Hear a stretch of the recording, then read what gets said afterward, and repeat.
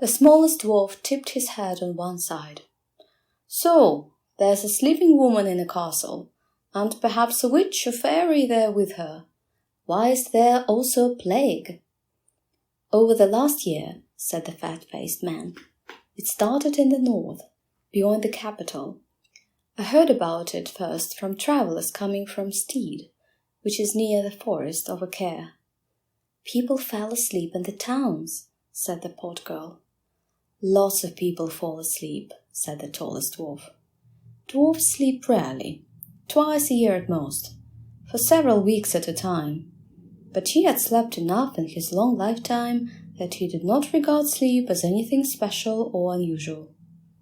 They fall asleep whatever they are doing, and they do not wake up," said the sot. "Look at us. We fled the towns to come here. We have brothers and sisters, wives and children, sleeping now in their houses or cowsheds, at their workbenches, all of us." "It is moving faster and faster," said the thin red-haired woman, who had not spoken previously.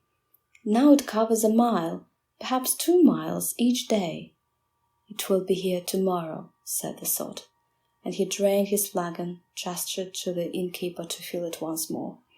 "There is nowhere for us to go to escape it. Tomorrow everything here will be asleep. Some of us have resolved to escape into drunkenness before the sleep takes us." "What is there to be afraid of in sleep?"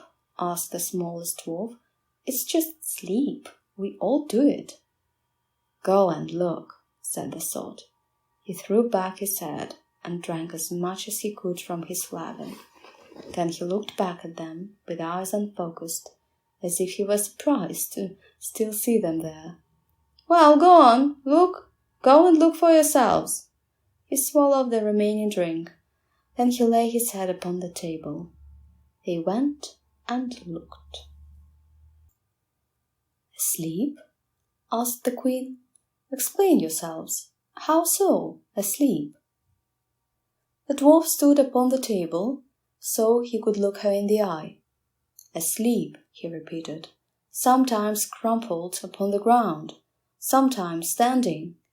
They sleep in their smithies, at their awls, on milking stools.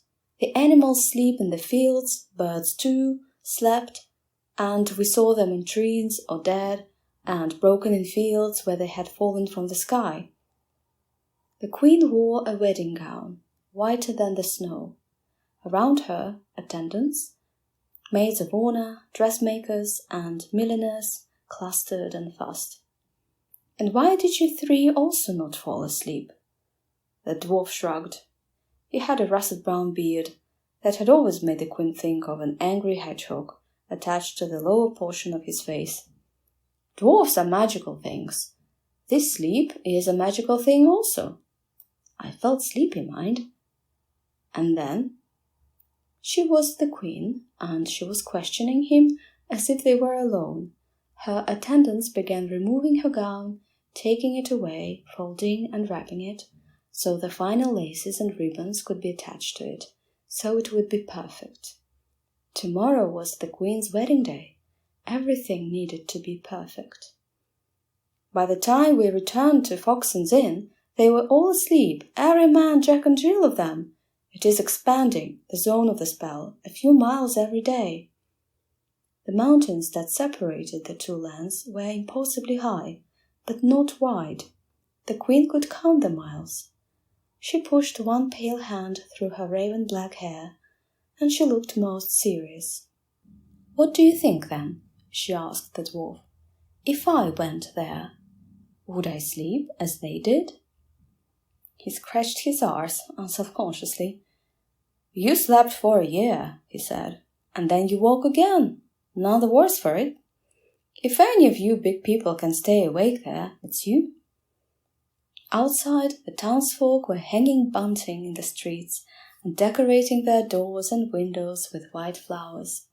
Silverware had been polished, and protesting children had been forced into tubs of lukewarm water.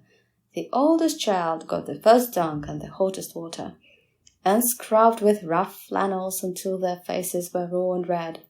They were then ducked under the water, and the backs of their ears were washed as well.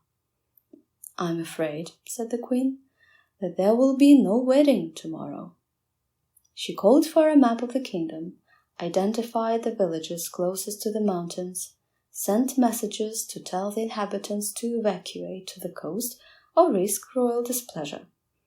She called for her first minister and informed him that he would be responsible for the kingdom in her absence, and that he should do his best neither to lose it nor to break it. She called for her fiancé and told him not to take on so, and that they would still be married, and if he was but a prince and she a queen, and she chucked him beneath his pretty chin and kissed him until he smiled. She called for her mail shirt. She called for her sword. She called for provisions and for her horse, and then she rode out of the palace towards the east.